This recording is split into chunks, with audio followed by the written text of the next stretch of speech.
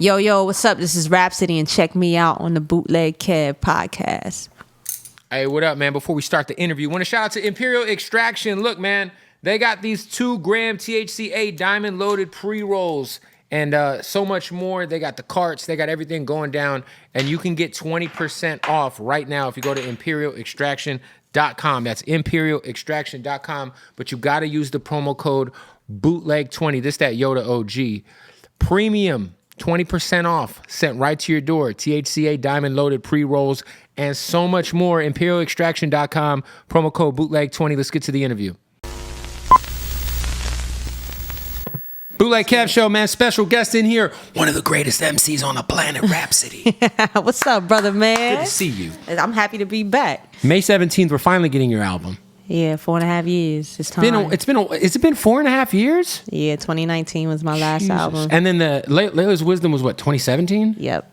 That was the Grammy album. Yeah. Who were you nominated against that year? Because I remember thinking specifically like Jay-Z 444, Kendrick Damn, Tyler the Creator, Flower Boy. That was a good year. There's one more I'm forgetting. That was a good year. Yeah. Who ended up winning? Yeah. Yeah, of course. Yeah, Kendrick took that. I am never mad. You're in a very particular stance with everything going on in the world of hip hop. It's exciting right now, huh? It is. And I obviously there's been some like extra unnecessary noise. And I was just having that conversation. It's a lot of noise right now and inserting into a moment that's like special. You're making it corny now. Like right. I feel like it's gotten really corny this past week. Let the main event be the main event. I agree. Please. I agree. But it's interesting because I always like, even like rewinding a few weeks, you've worked with Cole and you obviously have worked with Kendrick a bunch. Like I remember talking to Punch about this at the iHeart Awards. I saw him backstage and I was like, this was before My Delete Later came out. Okay. And I was like, Dreamville Fest was coming that weekend. And I was like, this feels really weird because like everyone's friends with each other. Like TD and Dreamville are like this, like all the fans are kind of like interwoven. Wow. Like, Schoolboy Q and SZA's on Dreamville Fest. Like Kendrick and Cole are friends. But it felt great. I'm just curious, like, how did you feel when you first heard everything, being like somebody who's worked with both people and like, a lot of people discovered you from working with Kendrick. You're obviously on To Pimp a Butterfly. Like, what was your thoughts? I was excited. I mean, I thought this is hip hop. It was built on competition. Yes. So let's compete. It's just words. It's just words, if it comes anything out of that. But I think this is really in the spirit of hip hop. And it's like, okay, I respect it. I equated to basketball, right? I was having a conversation with my nephew, right? He was texting me about it. I said, look, man, when you play your homie one-on-one on the court, are you trying to look out for him because you're your homie? No, you're trying to beat that ass. Afterwards, y'all dap it up and be like, good game. You either run it back or take your L and go home. Yeah. So that's just how I looked at it. I was like, oh, hip hop is exciting again. It's a sport. Yeah, we need it for the culture. So, I just looked at it as like, may the best man win. What were your thoughts when you saw Cole retract his statements and apologize? I just wonder, because I actually kind of like, there's no way he actually thought like To Pimp a Butterfly wasn't amazing. Like, I was like, he don't even believe what he's saying. Like, this is one of the greatest hip-hop albums of all time. Like, but when he apologized, I was like, you know what? Like, I understood where he was coming from because he's been moving a certain way for so long. But what were your thoughts? I try not to speak on these things. I hold my thoughts to myself. I mean, but, hey, he's a man. He made his decision. But I'm just speaking from me. If I'm in that position, I love the spirit of what this is and the sport of it. And if it's me, I'm going. Yeah. Homie or not, like, let's go. Like, he approached it how he approached it. Did you, was it funny to you to like hear people like all of a sudden like, you're on To Pimp a Butterfly, which is like, in my opinion, it's one of the greatest albums ever created. I actually think it's Kendrick's best album, personally. Absolutely. It's one of my favorites of all time. Even taking me off of it, I feel and like it aged in a way that not a lot of albums have aged. No, right. Like a lot of people like during like the BLM protests and stuff like started to revisit that and were like, Kendrick was like kind of talking about a lot of the shit that's happening right now, But it was just funny to see like the album trending and then Punch tweeted, I thought To Pimp a Butterfly was actually a pretty good album. Yeah, that's I thought about that when Cole made his apology, and when he did it, I was like, I would never approach it going at his discography, but at the Art of War, it's just war is war. So but it's funny to see the landscape of sheep to me. Right. Yes. And it's like, okay, because we're in this battle and he says it's not good. Now everybody's like, yeah, we don't think it's that good. Get the out of here. Like, granted, there's some people they genuinely don't like it, and that's okay. That's fine. Yeah. Everything's not everybody, but like it's one of the greatest albums of all time. Like, I think if you're gonna say anything, like, to me, Kendrick's got a flawless discography. It'd be like dissing Outkast's discography. Yeah, absolutely. It's like he's got one of the best runs. That's something you got to leave him alone on that. Yeah. To me, it's like, that's why I'm really interested, because I'm like, Drake, I'm not sure what else you got besides him being short, and maybe he had an unfavorable deal with TD back in the day. Because outside of that, I mean, it's gotten corny though. The AI shit was super corny. I thought that shit was lame as and then Kanye doing this interview, and I'm just like you said, we're here for the main event. Like, all the side characters, I'm waiting for this bomb to drop that Kendrick's cooking, and I'm tired of people acting like we didn't have to wait 29 days for Drake to reply. Yeah, I mean, this is the social media. Everybody thinks that you have to move at their pace. Like, if we talk about the spirit of hip hop, I was thinking back when Nas and Jay were in battle, and Jay put out Takeover September 11th on 2001. Yep. Nas responded on December 4th, his birthday. Mm-hmm. Like 3 months later. 3 months later. So, and we know Kendrick, he's intentional about everything. So, I love that he's always continuing to do him and moving at the pace he has. Like, let the noise die down, if anything, please. Yeah, we waited 29 days for Drake to reply. Just again, 29 days. But with that being said, it is the most excited. Yeah. I'm just excited because I'm like, yo, one day, like, I'm gonna wake up and Kendrick's gonna, because I know he's about to come crazy. It's exciting. It's exciting. And then Quavo and Chris Brown are going at each other. That shit's getting a little ugly, but it's just a lot. I feel like it's like people are seeing how good it is for business to beef, kind of, and they're all trying to get their little, like... Cat Williams set it off, didn't he? He set it off. He kicked the year off with the craziest interview ever, and people just been moving like that. Yeah, I was like, yo, it's getting weird out here. It's pretty crazy. Talk to me about why it's taken you 4.5 years to drop a new body of work. Yeah, I had a lot to say, and it took me about 4 years to get it all out. I was told you don't stop recording until you don't have anything else to say. So I allow myself the grace and the time to grow in that period, to heal in that period, to learn, and, to really figure out all of what I wanted to say and then what I wanted to share with the world. Yeah. That was it. I think, too, like, sometimes people will put out music just because they feel like they have to, or just for the sake of putting out music, but there's not intention behind it. No. And usually that's when we get like this microwavable music that people don't live with, that doesn't age well. It's there for the moment, and which is okay if that's what you want to do. I'm just not that type of artist, right? I want to put out things that will stand the test of time, that'll be a blueprint for people to look back to, that will be a soundtrack for this life and the next, so. What was your, like, where did you draw the most inspiration for this body of work? Musically, Lauryn Hill's Unplugged. The honesty, the rawness of it. I love the Unplugged. Her and Jay-Z's got the best 2 Unplugs ever. That you ain't never lied, bro. A day in your life. So that was a big inspiration. Probably the biggest. Honestly, that's where I really pull from the most. During the pandemic, I would drive to New York 6-7 times and just play that album over and over again. Other than that, it was just like things I would read. Right. Untamed by Glennon Doyle was a book that I read. James Allen, 21 books. It just really allowed me to give myself permission to be human. Right. And that's what fed everything else. Do you feel like, because I always, when you're brought up, you're always brought up as like one of the elite MCs, period, like regardless of gender.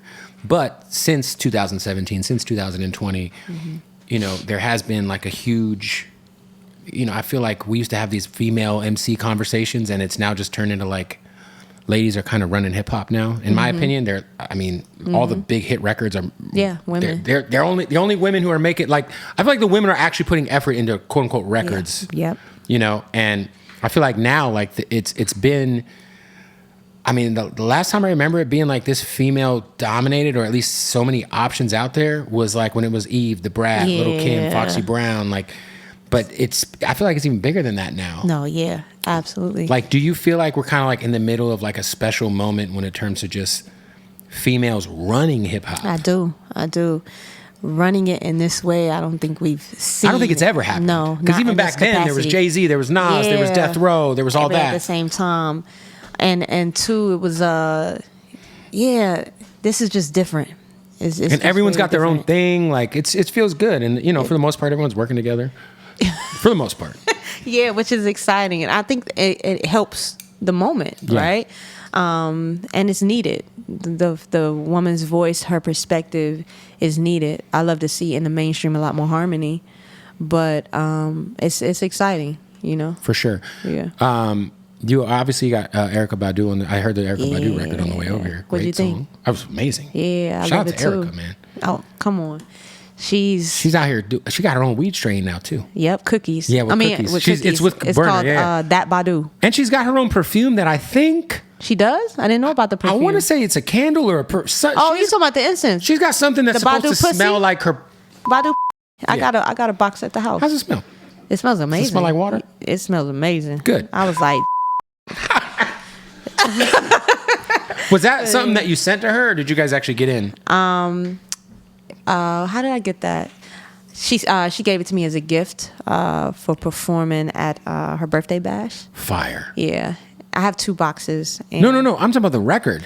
The record. I'm not talking about I thought we were still on the Badu pussy. The record. Yeah. I was in Dallas, Texas, working with S1, and I did 2 verses. The second verse was different than what we have now. But at the end, I left the hook open because I knew I wanted a singer. And he was like, yo, who you hear rap? I said, I only hear Badu. And you're in Dallas. I'm in Dallas. So he reached out because I didn't have her contact at the time. And she said yes. And, you know, we continued to work on it for about 8 more months. But it was a beautiful time. We never got in the studio together, but, you know, we text. She FaceTimed me and sing melodies for the hook. She shared lyrics with me. And it was just a beautiful process of creating a record and building a friendship. Right. Like one of the most gifted artists we've ever seen, creative style icon, but her heart is beautiful. Like, amazing. Hey, we got to stop the interview to tell you about our good folks at Blue Chew, baby. Everybody always asking me, does Blue Chew work? Yes, it'll have your hard. Super hard.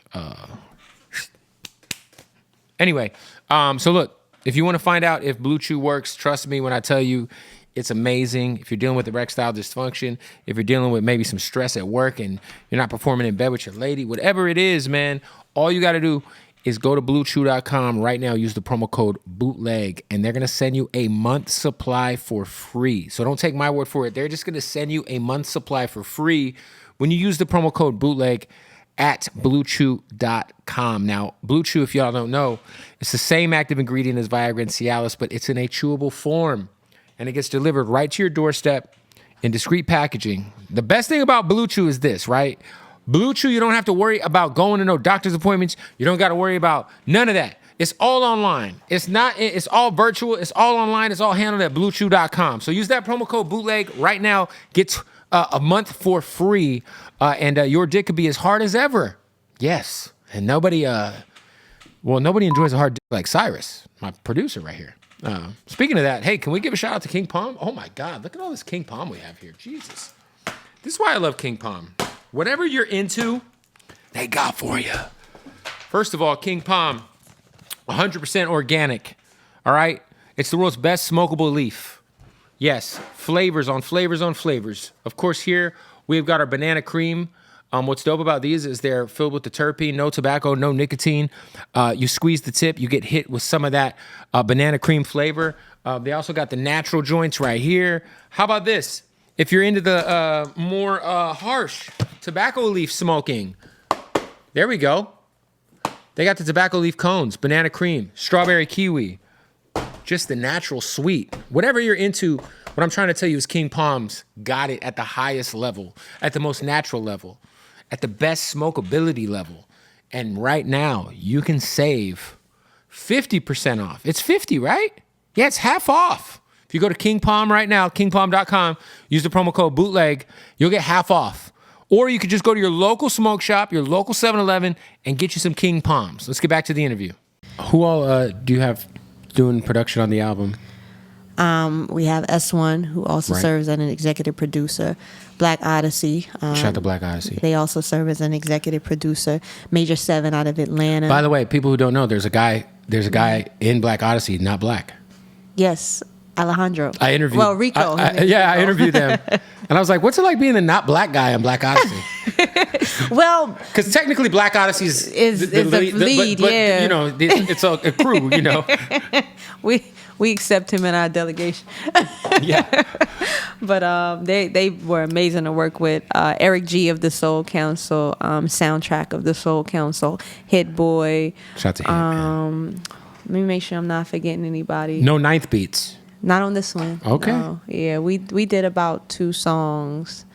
One I had with Mary, but I wanted to work on it more. Right. And Sick Flex, yeah. Mary. Yeah. Mary J. Blige. Yeah. Oh yeah. Shit. Yeah. You left the Mary J. Blige record off the album? We both wanted to work on it more. That's fucking crazy. You know, we put that out. We wanted to feel right. Of course. Yeah. But I love Mary. Oh.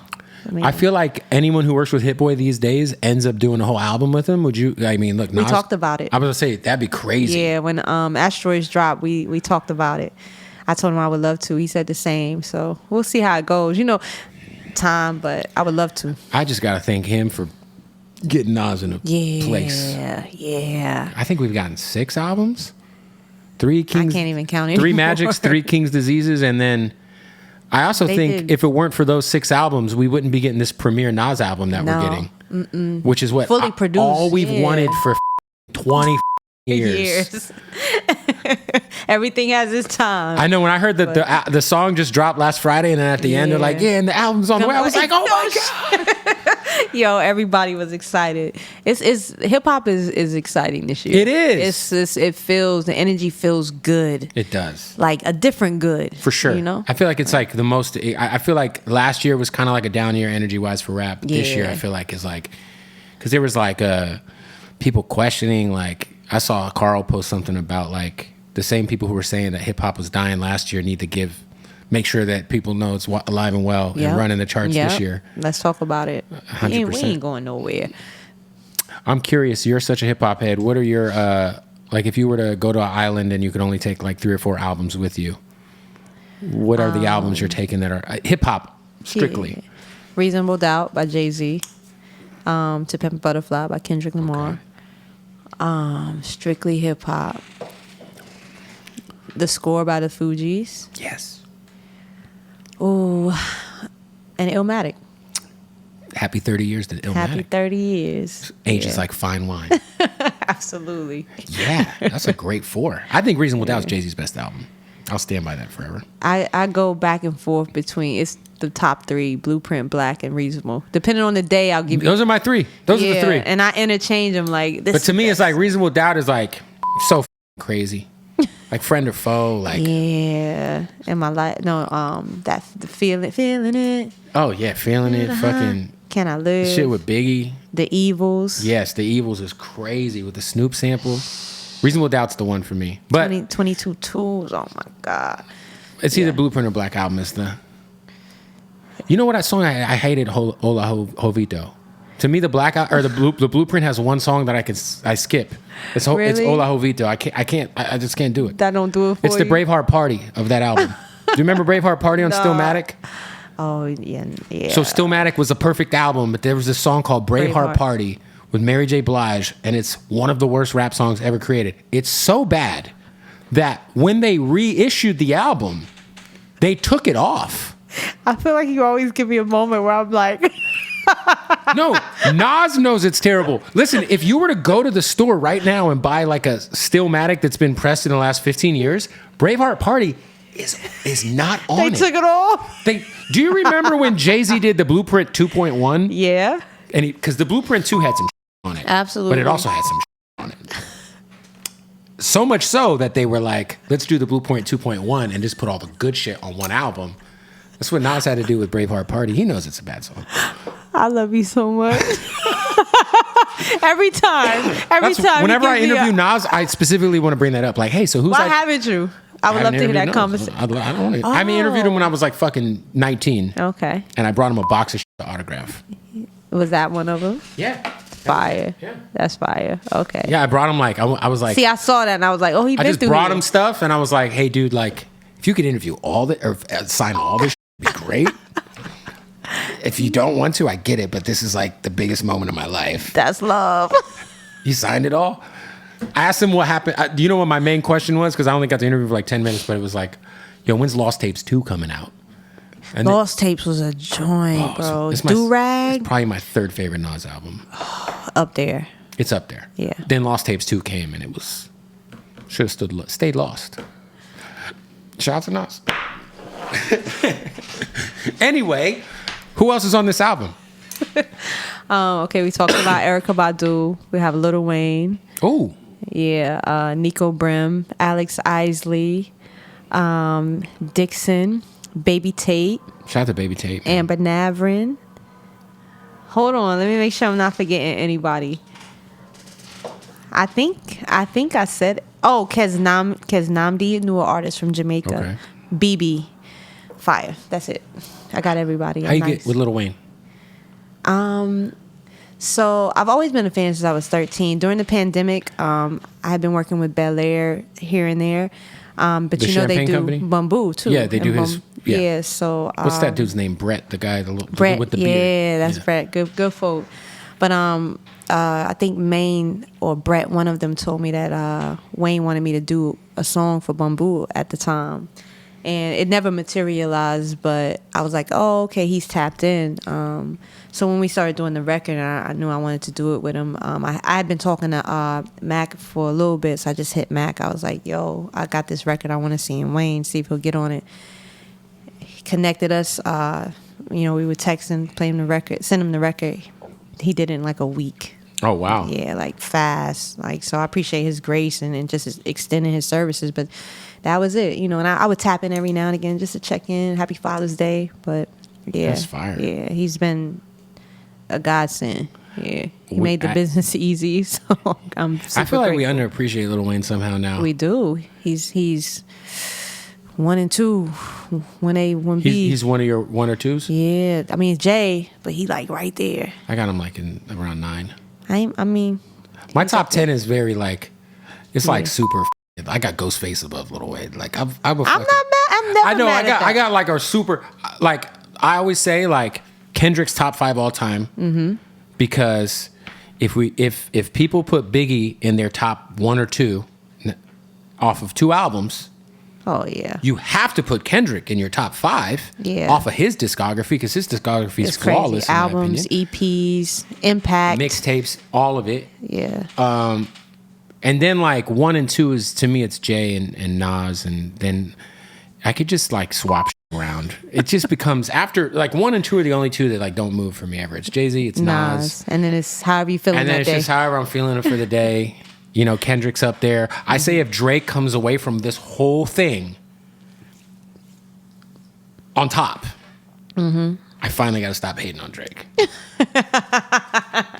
If he can come out... Now, I thought the AI thing was one of the corniest things I've ever seen a rapper do in my entire life. You did? I thought it was terrible. Oh. Because I'm sure Snoop didn't co-sign that. I'm fucking using Tupac's voice. Come on. Anyway, nonetheless, if he can come out from everyone dissing him, The Weeknd, the biggest artist in the world on Spotify.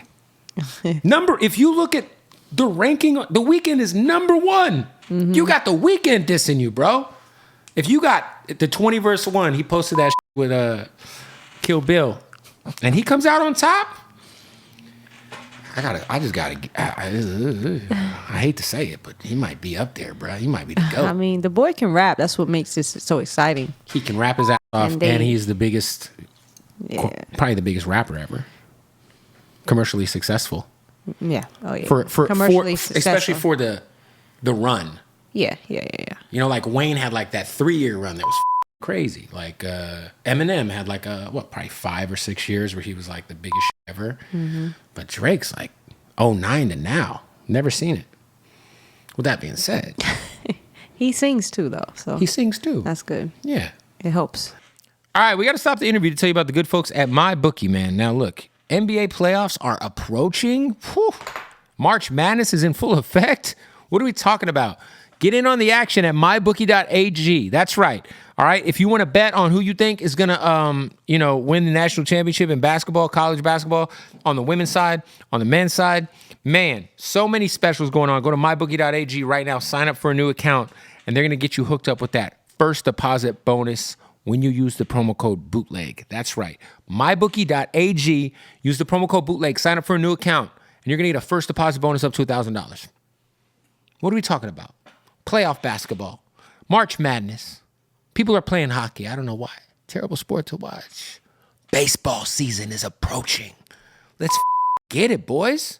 Let's throw some action in. Let's get in on that action. Let's get a little taste in there. Plus the full-service casino. Man, blackjack, craps, roulette, whatever the you want to play, they got it at MyBookie. Promo code Bootleg. Sign up for a new account. Thank me later when you're getting all that money. You know what I'm talking about? Also want to give a shout out to our good folks at Odd Socks. You know, Odd Socks has a bunch of socks. I don't have any with me right now. But, Cyrus is over here jerking his over here with his blue chew that he just popped. He just snorted a blue chew like a psychopath. But shout out to Odd Socks, man. Look, this was dope, man. WrestleMania is coming up. I got all my wrestling socks from Odd Socks. They got the WWE license, oddsocksofficial.com. That's right. Go to oddsocksofficial.com. They are the most comfortable socks in the world. I just have underwear here. Yo, wait, we got drawers, no socks. We got fucking 38 drawers full of socks and Cyrus can't pull. Anyway, listen, if you've been watching the Bootleg Kev podcast in your life, bro, you just spilled my energy drink. You They know your energy drink was there. You got a serious cleanup job here, Cyrus. Anyway, while I'm getting bombarded with socks, if you've been watching the Bootleg Kev podcast, we love Odd Socks. They're our family. And when I tell you I only wear Odd Socks, like I'm about to take the sock off of my foot right now. Ugh. This is an Odd Socks basic. You see that? I'm barefoot right now. The most comfortable sock in the world. I invite everybody, just fucking throwing like a psychopath, bro. I invite everybody to go to oddsocksofficial.com and participate in a level of comfort you did not know existed before. All right? So go to oddsocksofficial.com, use the promo code Bootleg, save 20% at checkout. I suggest you get you some wrestling socks, get you some Transformer socks, maybe some half-baked socks. Yeah, let's get back to the interview. It helps. It helps. It does help. Nas ain't fucking singing. No, he not. Jay-Z ain't singing, thank God. I ain't neither. But I need Drake to give me a rewind or a Meet the Parents, or I need something like that. I feel you. We ain't got one of those. No, we don't have one of those. But if he comes out on top, listen, to me, Kendrick Lamar is indeed the boogeyman. I think. Yeah. I just can't wait, man. Shout out to K-Dot. I'm super biased in this whole thing, so. Likewise. But it is what it is. I mean, I know the caliber of human we talking about. So. When you got nominated for like Hip Hop Album of the Year, that was a big deal. And I kind of feel like that kind of kicked off like a wave of the Grammys, at least semi getting some of the nominees right. Mm-hmm. A few years later, I know Pusha T got nominated and Royce the 5'9" got nominated. Actually, I think it was the next year. The process was different, right? That was a year after, right? That was 2018 because Daytona came out in 2018. So there was a time when the Grammys were trying to get it right, especially for hip hop. So they created these committees for all genres. And the way the Grammys works is you have to be a member of the voting committee, right, which means you have to be nominated, have won, blah, blah, blah. Everybody, no matter what genre you're in, everybody who's in the voting committee gets to vote, right? So a lot of times if you're a country artist and you're not really into hip hop, you're just going to vote Drake. Off name recognition, yes, right? So to balance that out, they created these committees of trusted individuals from each genre in that culture. Country had theirs, pop had theirs, R&B, hip hop had its trusted committee, and you would get the top whatever, and you would go through the list, and if you felt like there was somebody that needed to be in there that wasn't represented, you got to go through a process of listening to that record together, going through it and voting it in. Because you were of the community. So that's how you get a Royce da 5'9" nominated. That's how you get a Nipsey nominated. Alfredo. Exactly. That was the balance and the checks and balances system to make sure this is not just a popularity contest that hip hop. That makes sense why. Shout out to my boy Macklemore. I love him, but that would make sense why he won over Kendrick that year in 2012. Yep, it's just popularity. Yeah, name recognition. Yeah, because like this year, I feel like they knocked it out the park with Killer Mike. I'm like, of course, Killer Mike had the best rap album of the year. I don't even think there was a fucking discussion. It wasn't even close. I didn't even think it was close. It wasn't even close. It was solid. And they got it right. And they got it right. Yeah. So that's exciting to see. 100%. No, I was super stoked to see that. But I wonder, like, when you get a taste of that, are you like, when you create now, do you create with the Grammys in mind? I used to, but not anymore. Nothing in mind. No Grammys, no BET Awards, no Billboard, which I've never really been high on anyway. Right. No platinum plaques. Right. This one, I was like, I'm tired of chasing these accolades. Yeah, and these measurements, and sometimes some of it is real, and sometimes it's not. Like you say, some things are popularity. So, hey, I'm gonna throw you my phone. Yep. Put it on the wide shot. I think this is the guy who's coming to power wash outside. Hold on. Just go outside and call him. Put it on the wide shot. Yeah. Sorry, this guy's doing this painting tomorrow. Oh yeah, you got. So I got to get this fucking wall power washed. Yeah, you don't want to miss that. Tell him if he could come tonight. He needs to come tonight. So that, because I always wonder, like, like when people, I always feel like when people on the other side of the spectrum, like when people have like certain commercial success, or they feel like they have to go in and they have to create like a radio record or like a hit record, it always comes off like forced. And I feel like that could happen on the other side, where you're like, we got to make this album for the Grammys. Yeah, I don't want to do that. With this one, it was super intentional. I want to have a connection with people. Yeah. I want them to get to know me better. That was my only goal. Some people can do that. They do it well. Drake does it well. For sure. My space and how I create is different. Yeah. If it comes, it comes, but it has to come naturally. Like, I don't want to chase it. It's, Do you, because somebody like yourself, I feel like is like obviously criminally slept on, underrated, if you will, when we talk about just like the upper echelon of hip hop artists in the game. Is that something that bothers you anymore, being underrated or being slept on? No. Did it ever get to you? Yeah, it did. It did a lot.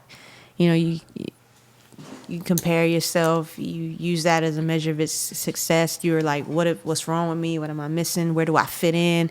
Why aren't I connecting and translating? And now it's just like, I don't really care anymore. Yeah, it's easy to like look across the way and see what someone else is doing, and then let that kind of affect your energy or let that affect your process.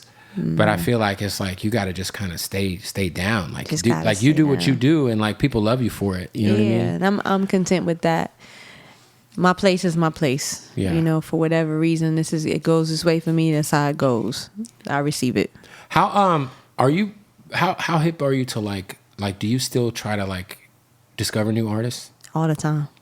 Yeah, as much as I can. When I'm creating, I don't listen to a lot of music, but if I fall into it, I'm definitely tapped in all the time. Have you heard of this girl, Samara Sin? That name sounds super. She's been going super viral with her freestyle. She crazy. What she look like? She's like light skinned. She got curly hair. Yep. She did the Badu flip. Yeah, she did the Badu freestyle. She's dope. She's super dope. Super dope. Yeah. I want to say I follow her. She's hard as fuck. Yeah. Like, yeah, she's crazy. Yeah. I was like, that's why I asked you about her, because I feel like you would fuck with her. Yeah, I already. Yeah. Already. Now I saw it. I was like, oh, she cold. Are you already even like, so album comes out, you get through the process of working the album. Mm-hmm. How much time do you take before you even start thinking about getting back in? Man, everyone is different. The other ones I would take like up 2 months and I'm right back in. I finished this album completely in August. I've probably been in the studio once or twice. So for you, it's like, because there's some people who are like, yo, no matter what I'm recording, I got thousands of songs. For you, it's like you said, it's about intention. So it's like, about intention. You get to the end of that chapter, breathe a little, let's get the album out. Yeah, take some time for yourself, get re-inspired. Yep, that's it. I'm just like, I've told myself, even though if I'm not actively in the studio on the mic recording, writing, I'm still creating. Right. The conversations I have, the things I see, like my brain is it never turns off, but I'm just keeping account and record. But when the time comes, it's like I got the spark now, you know. But I'll every day, every now and again, you got to get the spark so you and Hit-Boy can do a fucking EP. Oh, no, we're going to get it. There's a lot I want to do with a lot of people, so. I think it's you and Hit-Boy. You got to do the Hit-Boy album. That's going to be crazy. Yeah, for sure. He's got his room at Chalice. You just go over there, hang out with him and Big Hit. Big Hit will be doing push-ups in the corner. Pull up ball on the door. Shout out to Big Hit, man. Yeah, I love him. Anyway, so the album comes out May 17th. What's the name of the album? Please Don't Cry. Please Don't Cry. Why that title? Are we gonna cry when we listen? You may. Okay. You know, if it touches you, it's really about just allowing yourself to be human. You know, it's ironic and it's like, please don't cry, but the whole album is like, no, feel. Be vulnerable. Be vulnerable. Yeah. Cry when you sad. Cry when you mad. Cry when you happy. Cry because so fucking funny. Your stomach is in knots. Like, just be. You know, that's what it is. The 17th. Go support. Appreciate you coming by. Thank you. Looking forward to hearing this album. I always gotta come see you. Yeah, I hope you dig it. Hey man, shout out to Rapsody, man. We like well cooked meals, as DJ Head says on the West Coast. Yeah, you heard the full plate. There it is. Appreciate you for coming through. Thank you. Yes. Rap. Boom. Love you, man. Fire. This is great. Want to shout out to Hardin, man. Hey, don't forget, this interview was brought to you by Hardin, and when you're hitting Las Vegas, you got to stop off at Hardin. Tell the Uber driver, the taxi driver, take me to Hardin. They're going to take you. They're going to get you right. You know what I'm saying? Make sure you go visit them at hardinlasvegas.com. Go follow them, Hardin_Las Vegas. And when you go and check out the most craziest premium selection of cannabis in the world, make sure you tell them I sent you. They're going to get you situated. Salute to Hardin. Thank you for watching.